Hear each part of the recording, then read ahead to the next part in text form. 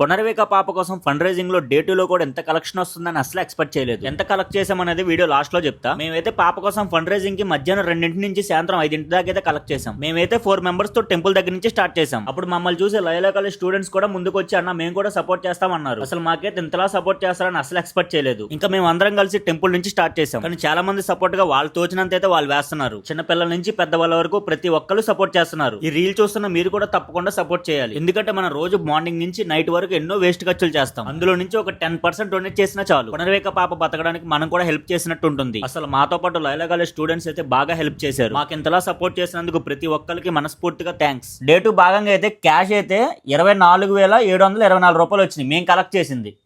అదే వంశీ బ్రో అయితే మార్నింగ్ ఇచ్చింది 23,331 రూపాయలు ఇచ్చాడు. అదే ఆన్లైన్ పేమెంట్ అయితే 23,379 రూపాయలు.